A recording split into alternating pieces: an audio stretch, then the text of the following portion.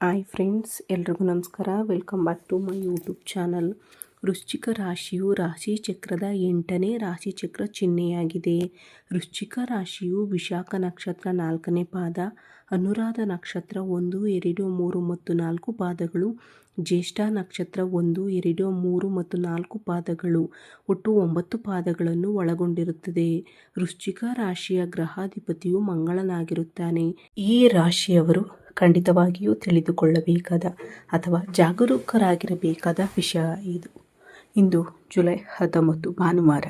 ನಿಮ್ಮ ಮನೆಯಲ್ಲಿ ಕೆಲವು ಕೆಟ್ಟ ಸುದ್ದಿಗಳನ್ನು ನೀವು ಕೇಳುವ ಸೂಚನೆಗಳಿವೆ. ಯಾರಿಗಾದರೂ ಒಳ್ಳೆಯ ಸುದ್ದಿ ಎಂದರೆ ಸಂತೋಷ, ಕೆಟ್ಟ ಸುದ್ದಿ ಎಂದರೆ ನಮಗೆ ಏನಾದರೂ ಕೆಟ್ಟದ್ದು ಸಂಭವಿಸುತ್ತದೆ ಅಥವಾ ನಮ್ಮ ಸಂಬಂಧಿಕರಿಗೆ ಏನಾದರೂ ಕೆಟ್ಟದ್ದು ಸಂಭವಿಸುತ್ತದೆ, ಅಥವಾ ಕೆಲವು ಪ್ರಮುಖ ಸುದ್ದಿ ಎಂದರೆ ನಮಗೆ ಏನಾದರೂ ಒಳ್ಳೆಯದು ಸಂಭವಿಸುತ್ತದೆ ಎಂದು ನಾವು ನಿರೀಕ್ಷಿಸುತ್ತೇವೆ. ಆದರೆ ಕೊನೆಯಲ್ಲಿ ಕೆಲಸ ವಿಫಲಗೊಳ್ಳುತ್ತದೆ ಮತ್ತು ವಿಶೇಷವಾಗಿ ಬೇರೆ ಯಾರಾದರೂ ಯಾವುದಾದರೂ ವಿಷಯಗಳಲ್ಲಿ ಇದನ್ನು ಕೆಟ್ಟ ಸುದ್ದಿ ಎಂದು ಪರಿಗಣಿಸಲಾಗುತ್ತದೆ. ಅಲ್ಲದೆ ನೀವು ಈ ವಿಡಿಯೋವನ್ನು ಎಲ್ಲಿಯೂ ಬಿಟ್ಟು ಬಿಡದೆ ಕೊನೆಯವರೆಗೂ ನೋಡಿದರೆ ನಿಮಗೆ ಎಲ್ಲ ವಿಷಯಗಳು ಅರ್ಥವಾಗುತ್ತವೆ. ಇದು ಯಾವ ರೀತಿಯ ಸುದ್ದಿ ಮತ್ತು ನೀವು ಹೇಗೆ ಜಾಗರೂಕರಾಗಿರಬೇಕು. ಆದ್ದರಿಂದ ತಡ ಮಾಡದೆ ವಿಡಿಯೋಗೆ ಹೋಗೋಣ. ಈ ರಾಶಿಯವರು ಬಹಳ ವಿಶೇಷ ವ್ಯಕ್ತಿಗಳು. ಅಲ್ಲದೆ ಈ ರಾಶಿಯವರು ಯಾವಾಗಲೂ ಸಂಬಂಧಗಳು ಮತ್ತು ಸಂಪರ್ಕಗಳನ್ನು ಬಹಳ ಮುಖ್ಯವೆಂದು ಪರಿಗಣಿಸುತ್ತಾರೆ. ಅಲ್ಲದೆ ಕೆಲವು ವಿಷಯಗಳಲ್ಲಿ ನಂಬಿಕೆ ಇಡುವವರು ಎಂದಿಗೂ ಹಾನಿ ಮಾಡುವುದಿಲ್ಲ.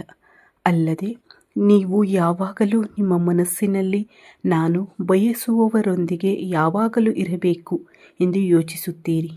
ಯಾರಿಗಾದರೂ ಸಹಾಯ ಮಾಡುವಲ್ಲಿ ಅಥವಾ ಧೈರ್ಯ ನೀಡುವಲ್ಲಿ ನೀವು ನಿಮ್ಮ ಪಾಲುದಾರ ಎಂದು ಪರಿಗಣಿಸಬಹುದು.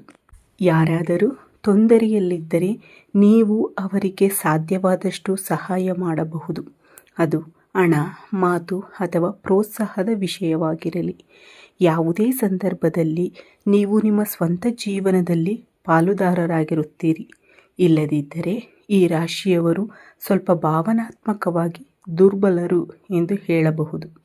ಏಕೆಂದರೆ ವಿಶೇಷವಾಗಿ ನೀವು ಯಾವಾಗಲೂ ಭಾವನಾತ್ಮಕ ಸಮಸ್ಯೆ ಬಂದಾಗ ನೀವು ತುಂಬ ಖಿನ್ನತೆಗೆ ಒಳಗಾಗುತ್ತೀರಿ. ಅಲ್ಲದೆ ನೀವು ಎಚ್ಚರಿಕೆಯಿಂದ ಗಮನಿಸಿದರೆ ಸ್ವಲ್ಪ ಸಮಯದಿಂದ ನಿಮ್ಮ ಕುಟುಂಬ ಅಥವಾ ನಿಮಗೆ ಸಂಬಂಧಿಸಿದ ಸಂಬಂಧಿಕರಾದ ಅಜ್ಜ, ಅಜ್ಜಿ, ಚಿಕ್ಕಪ್ಪ, ಚಿಕ್ಕಮ್ಮ, ಸೋದರ ಸಂಬಂಧಗಳು ಅಥವಾ ಕೆಲವು ವಿಷಯಗಳಲ್ಲಿ ಧೈರ್ಯಶಾಲಿಗಳಾಗಿರುವವರು, ನಿಮ್ಮನ್ನು ಪ್ರೋತ್ಸಾಹಿಸುವವರು, ಬೆನ್ನು ತಟ್ಟುವವರು ಮತ್ತು ಪ್ರತಿಯೊಂದು ವಿಷಯದಲ್ಲೂ ಅವರು ನಿಮ್ಮೊಂದಿಗಿದ್ದಾರೆ ಎಂದು ಹೇಳುವ ಜನರು ಅನುಕೂಲಕರವಾಗಿಲ್ಲ ಎಂದು ನೀವು ಗಮನಿಸಬಹುದು. ಆ ನಿಟ್ಟಿನಲ್ಲಿ ಆ ನಿರ್ದಿಷ್ಟ ಸಂದರ್ಭದಲ್ಲಿ ನೀವು ಯಾರಿಗೂ ಯಾವುದೇ ಹಾನಿ ಅಥವಾ ನಷ್ಟವನ್ನುಂಟು ಮಾಡಿಲ್ಲ ಎಂದು ನೀವು ಗಮನಿಸಿದ್ದೀರಿ. ಅದು ಸಂಭವಿಸಿದಂತೆ ಅವರು ಬಹಳ ಜಾಗರೂಕರಾಗಿರುವ ಸಂದರ್ಭಗಳು ಇವೆ. ಅದೇ ಸಮಯದಲ್ಲಿ ಕೆಲವು ಸಮಯದಿಂದ ಅನಿರೀಕ್ಷಿತವಾಗಿ ಮತ್ತೊಂದು ಪ್ರಮುಖ ಸುದ್ದಿ ಕೇಳಿಬರುತ್ತಿದೆ ಮತ್ತು ಕೆಲವು ಸಂದರ್ಭಗಳಲ್ಲಿ ಕೆಲವು ದೊಡ್ಡ ನಷ್ಟ ಸಂಭವಿಸಲಿದೆ ಮತ್ತು ಅದು ಸಂಭವಿಸುವ ಸಾಧ್ಯತೆ ಇಲ್ಲ ಎಂದು ಹೇಳಲಾಗುತ್ತದೆ. ಮತ್ತು ಅಂತಹ ಪರಿಸ್ಥಿತಿಯಲ್ಲಿ ತೊಂದರೆಯಲ್ಲಿರುವವರು ನಿಮ್ಮಲ್ಲಿ ಇಂದು ಅಂದರೆ ಜುಲೈ 19 ಭಾನುವಾರದಂದು ಅನಿರೀಕ್ಷಿತ ಆಘಾತವನ್ನು ಎದುರಿಸಬೇಕಾಗುತ್ತದೆ. ಅವರಿಗೆ ಸಂಬಂಧಿಸಿದ ವಿಷಯಗಳಲ್ಲಿ ಸಮಸ್ಯೆ ಇನ್ನೂ ಕಡಿಮೆಯಾಗದಿರುವುದು ಅಥವಾ ಈ ಸಮಸ್ಯೆ ಸ್ವಲ್ಪ ಸಮಯದವರೆಗೆ ನಿಮ್ಮನ್ನು ಕಾಡುತ್ತಲೇ ಇರುತ್ತದೆಯೇ ಎಂಬುದನ್ನು ನಿರ್ದಿಷ್ಟವಾಗಿ ಹೇಳುತ್ತದೆ. ನೀವು ಅವರನ್ನು ಅವರ ಜೀವನದಲ್ಲಿ ಸಂಪೂರ್ಣವಾಗಿ ಕಳೆದುಕೊಳ್ಳುತ್ತೀರಿ ಎಂಬ ಸುದ್ದಿ ಇರುತ್ತದೆ.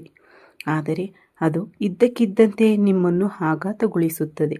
ಇದಲ್ಲದೆ ನಿಮ್ಮ ಕುಟುಂಬ ಸದಸ್ಯರು, ನಿಮ್ಮ ಸಂಬಂಧಿಕರು ಚೆನ್ನಾಗಿಲ್ಲ ಅಥವಾ ಅವರಿಗೆ ಏನಾದರೂ ಕೆಟ್ಟ ಘಟನೆ ನಡೆದಿದೆ ಎಂದು ನಿಮಗೆ ತಿಳಿಸುತ್ತಾರೆ. ಆದರೆ ಅವರು ನಿಮ್ಮ ಜೀವನದಲ್ಲಿ ಬಹಳ ಮುಖ್ಯವಾದ ಪಾತ್ರವನ್ನು ವಹಿಸಿದರು. ಅವರು ನಿಮಗೆ ಬಹಳ ಮುಖ್ಯವಾಗಿದ್ದರು ಮತ್ತು ಅವರಿಂದಾಗಿ ನೀವು ಕೆಲವು ಪ್ರಮುಖ ವಿಷಯಗಳನ್ನು ಸಹ ಕಲಿತಿದ್ದೀರಿ ಮತ್ತು ಅಂತಹ ಜನರು ನಿಮಗೆ ಹೆಚ್ಚಿನ ತೊಂದರೆಗಳು ಮತ್ತು ಸಮಸ್ಯೆಗಳನ್ನು ಉಂಟು ಮಾಡುತ್ತಾರೆ. ಇದು ಆಶ್ಚರ್ಯಕರವೆನಿಸುತ್ತದೆ. ಇದಲ್ಲದೆ ಇಂದು ವಿಶೇಷವಾಗಿ ನೀವು ಒಂದು ಪ್ರಮುಖ ವ್ಯವಹಾರ ಅಥವಾ ನಿಮ್ಮ ಕುಟುಂಬ ಸದಸ್ಯರಿಗೆ ಸಂಬಂಧಿಸಿದ ಕೆಲಸ, ವ್ಯವಹಾರ ನಷ್ಟ ಅಥವಾ ವಿಶೇಷವಾಗಿ ಇನ್ನೊಂದು ಕೆಲಸವನ್ನು ಕಳೆದುಕೊಳ್ಳುವ ಬಗ್ಗೆ ಅಥವಾ ಕೆಲಸದಲ್ಲಿ ಗಾಯಗೊಳ್ಳುವ ಬಗ್ಗೆ ಅಥವಾ ಕಾರು ಅಪಘಾತದ ಬಗ್ಗೆ ಅಥವಾ ಒಬ್ಬ ಪ್ರಮುಖ ಪತಿಯ ಬಗ್ಗೆ ಕೇಳಿದರೆ ಆ ಸಮಯದಲ್ಲಿ ಆ ವಿಷಯದ ಬಗ್ಗೆ ನೀವು ಮೊದಲು ತಿಳಿದ ತಕ್ಷಣ ಏನು ಮಾಡಬೇಕೆಂದು ನಿಮಗೆ ಅರ್ಥವಾಗುವುದಿಲ್ಲ ಎಂದು ನೀವು ನೋಡುತ್ತೀರಿ. ಅಲ್ಲದೆ ನೀವು ಕೆಲವು ನಿರ್ಧಾರಗಳನ್ನು ಪುನರ್ವಿಮರ್ಶಿಸುತ್ತೀರಿ ಮತ್ತು ಇದು ಹೇಗೆ ಸಂಭವಿಸುತ್ತದೆ ಎಂದು ಲೆಕ್ಕಾಚಾರ ಮಾಡುವಲ್ಲಿ ನಿರತರಾಗಿರುತ್ತೀರಿ. ಆದರೆ ನನ್ನ ಸ್ನೇಹಿತರೆ, ಇಂದು ಸಂಭವಿಸಲು ಕಾರಣವೆಂದರೆ ಅವರು ಕೆಲವು ಸಮಯದಿಂದ ತಮ್ಮ ಜೀವನದಲ್ಲಿ ಕೆಲವು ತೊಂದರೆಗಳನ್ನು ಎದುರಿಸುತ್ತಿದ್ದಾರೆ. ಅವರಿಗೆ ಸರಿಯಾದ ನಿರ್ಧಾರಗಳನ್ನು ತೆಗೆದುಕೊಳ್ಳಲು ಸಾಧ್ಯವಾಗುತ್ತಿಲ್ಲ ಮತ್ತು ಅವರ ಪ್ರೀತಿಪಾತ್ರರು ಅವರನ್ನು ಬೆಂಬಲಿಸಲೂ ಇಲ್ಲ. ಇದು ಅವರಿಗೆ ಬಹಳಷ್ಟು ತೊಂದರೆಗಳನ್ನು ಉಂಟು ಮಾಡಿದೆ. ಅಲ್ಲದೆ ನೀವು ಈ ವಿಷಯದ ಬಗ್ಗೆ ಅವರ ಮೇಲೆ ಬಹಳಷ್ಟು ಭರವಸೆಗಳನ್ನು ಇಟ್ಟಿದ್ದೀರಿ. ಆದ್ದರಿಂದ ಈ ಸುದ್ದಿಯನ್ನು ಕೇಳುವುದು ನಿಮಗೆ ಆಘಾತಕಾರಿಯಾಗಿದೆ. ನಂತರ ನಿನಗೆ ಏನಾದರೂ ಕೆಟ್ಟದ್ದು ಸಂಭವಿಸುತ್ತದೆ ಎಂದು ನಾನು ಹೇಳುತ್ತಿಲ್ಲ. ಸ್ನೇಹಿತರೆ, ನಿಮ್ಮ ಗ್ರಹಗಳ ಸ್ಥಾನವು ಇಲ್ಲಿ ನಿರ್ಣಾಯಕ ಪಾತ್ರ ವಹಿಸುತ್ತದೆ ಮತ್ತು ಇಂದು ಭಾನುವಾರ ಮತ್ತು ಸೂರ್ಯದೇವರ ದಿನ. ಶನಿ ಮತ್ತು ಸೂರ್ಯದೇವರು ಇಂದು ಪರಸ್ಪರ ವಿರುದ್ಧ ದಿಕ್ಕಿನಲ್ಲಿರುವುದರಿಂದ ಈ ಸಮಸ್ಯೆ ಇಂದು ನಿಮಗೆ ಮುಖ್ಯವಾಗಿ ಸಂಭವಿಸುತ್ತದೆ. ಅಲ್ಲದೆ ಈ ಸಮಸ್ಯೆ ಬಂದ ತಕ್ಷಣ ನೀವು ತುಂಬ ಆಶ್ಚರ್ಯಚಕಿತರಾಗಿರುವಿರಿ ಮತ್ತು ಇದ್ದಕ್ಕಿದ್ದಂತೆ ನಿಮ್ಮನ್ನು ಆಘಾತಕ್ಕೆ ದೂಡುವ ಸಂದರ್ಭಗಳು ಎದುರಾಗುತ್ತವೆ.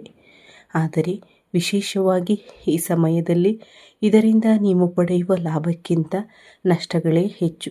ನೀವು ಕೆಲಸ ಮಾಡುವುದನ್ನು ನಿಲ್ಲಿಸುತ್ತೀರಿ ಮತ್ತು ತುಂಬ ಚಡಪಡಿಕೆ ಅನುಭವಿಸುತ್ತೀರಿ ಮತ್ತು ಸ್ವಲ್ಪ ಸಮಯದವರೆಗೆ ಯಾವ ನಿರ್ಧಾರ ತೆಗೆದುಕೊಳ್ಳಬೇಕೆಂದು ನಿಮಗೆ ಅರ್ಥವಾಗುವುದಿಲ್ಲ. ಇದಲ್ಲದೆ ಅಂತಹ ಸಮಸ್ಯೆಗಳು ಬರದಂತೆ ತಡೆಯಲು ನೀವು ಅನೇಕ ಪ್ರಯತ್ನಗಳನ್ನು ಮಾಡಿದ್ದೀರಿ. ಒಂದು ಸಮಯದಲ್ಲಿ ಕೆಲವು ನಂಬಿಕೆಗಳು ಸಹ ಕಳೆದು ಹೋಗುತ್ತವೆ. ಅಲ್ಲದೆ ನೀವು ಇದರ ಬಗ್ಗೆ ಸಂಪೂರ್ಣವಾಗಿ ಯೋಚಿಸುತ್ತಿರುತ್ತೀರಿ. ಈ ಸಮಯದಲ್ಲಿ ನಿಮ್ಮ ಕುಟುಂಬ ಸದಸ್ಯರಿಗೆ ಮತ್ತು ಅವರಿಗೆ ಧೈರ್ಯ ಹೇಳುವಾಗ ನೀವು ಕೆಲವು ವಿಷಯಗಳಲ್ಲಿ ಎಚ್ಚರಿಕೆಯಿಂದ ಮತ್ತು ದೃಢವಾಗಿರಬೇಕು. ಏಕೆಂದರೆ ನಿಮ್ಮ ಶಕ್ತಿ ನಿಮ್ಮ ಕುಟುಂಬವೇ. ಈ ರೀತಿಯ ಸಮಸ್ಯೆಯು ನಿಮ್ಮನ್ನು ಭಾವನಾತ್ಮಕವಾಗಿ ಅತಿಯಾಗಿ ಅಥವಾ ಖಿನ್ನತೆಗೆ ಒಳಪಡಿಸುವ ಸಾಧ್ಯತೆ ಇರುವುದರಿಂದ ಇಂದು ಕೆಲವು ಮುನ್ನೆಚ್ಚರಿಕೆಗಳನ್ನು ತೆಗೆದುಕೊಳ್ಳುವುದು ಮುಖ್ಯ.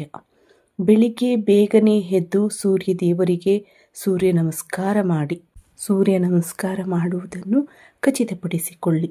ಹೆಚ್ಚುವರಿಗಾಗಿ ಯಾರಿಗಾದರೂ ಕಪ್ಪು ಬಟ್ಟೆಗಳನ್ನು ದಾನ ಮಾಡುವುದರಿಂದ, ಕಪ್ಪು ಎಳ್ಳನ್ನು ದಾನ ಮಾಡುವುದರಿಂದ ಶನಿದೇವನನ್ನು ಸಮಾಧಾನಪಡಿಸಲು ಸಹಾಯವಾಗುತ್ತದೆ. ನಿರ್ಗತಿಕರಿಗೆ ಅಕ್ಕಿ ದಾನ ಮಾಡುವುದರಿಂದ ನಿಮಗೆ ಸಕಾರಾತ್ಮಕ ಫಲಿತಾಂಶಗಳು ದೊರೆಯುತ್ತವೆ. ಎಲ್ಲಕ್ಕಿಂತ ಮುಖ್ಯವಾಗಿ ಪರಿಸ್ಥಿತಿ ಏನೇ ಇರಲಿ ಬೇಗನೆ ಎದ್ದು ದೇವರನ್ನು ಪ್ರಾರ್ಥಿಸುವುದು, ನಿರ್ದಿಷ್ಟವಾಗಿ ಆದಿತ್ಯ ಹೃದಯ ಸ್ತೋತ್ರ ಪಠಿಸುವುದು ನಿಮಗೆ ಅನುಕೂಲಕರ ಪರಿಸ್ಥಿತಿಗಳನ್ನು ಸೃಷ್ಟಿಸುತ್ತದೆ. ನೆನಪಿಡಿ ಸ್ನೇಹಿತರೆ, ದೈನಂದಿನ ಜೀವನದ ಘಟನೆಗಳು ನಮಗೆ ಪಾಠಗಳನ್ನು ಕಲಿಸಲು ಅಥವಾ ಸ್ವತಂತ್ರವಾಗಿ ಬೆಳೆಯಲು ಮತ್ತು ಯಶಸ್ವಿಯಾಗಲು ನಮ್ಮ ಸಾಮರ್ಥ್ಯವನ್ನು ಬಹಿರಂಗಪಡಿಸಲು ಸಹಾಯ ಮಾಡುತ್ತದೆ. ನಿರ್ದಿಷ್ಟ ಘಟನೆಗಳು ಹೆಚ್ಚಾಗಿ ನಾವು ಏಳಿಗೆ ಹೊಂದುತ್ತೇವೆಯೇ ಅಥವಾ ಹಿನ್ನಡೆಗಳನ್ನು ಎದುರಿಸುತ್ತೇವೆಯೇ ಎಂಬುದನ್ನು ನಿರ್ಧರಿಸುತ್ತವೆ. ಇಂದು ನೀವು ಅಂತಹ ಘಟನೆಯನ್ನು ಅನುಭವಿಸಲಿದ್ದೀರಿ.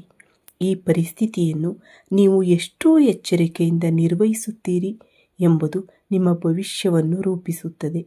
ನಿಮ್ಮ ಗುರಿಗಳನ್ನು ಸಾಧಿಸಲು ನೀವು ಎಚ್ಚರಿಕೆಯಿಂದ ಮತ್ತು ಧೈರ್ಯದಿಂದ ಅದನ್ನು ನಿರ್ವಹಿಸುತ್ತೀರಿ ಎಂದು ನಾನು ಭಾವಿಸುತ್ತೇನೆ. ನಾನು ಮೊದಲೇ ಹೇಳಿದಂತೆ ಈ ವಿಡಿಯೋ ನಿಮ್ಮನ್ನು ನೋಯಿಸುವ ಉದ್ದೇಶವನ್ನು ಹೊಂದಿಲ್ಲ, ಆದರೆ ಕೇವಲ ಎಚ್ಚರಿಕೆಯ ಪದವಾಗಿ ಕಾರ್ಯನಿರ್ವಹಿಸುತ್ತದೆ. ನೀವು ಈ ವಿಡಿಯೋವನ್ನು ಇಷ್ಟಪಟ್ಟರೆ ದಯವಿಟ್ಟು ಲೈಕ್ ಮಾಡಿ ಹಂಚಿಕೊಳ್ಳಿ ಮತ್ತು ಚಂದಾದಾರರಾಗಿ. ನಾವು ಇನ್ನೊಂದು ವಿಡಿಯೋದಲ್ಲಿ ಮತ್ತೆ ಭೇಟಿಯಾಗೋಣ. ಧನ್ಯವಾದಗಳು.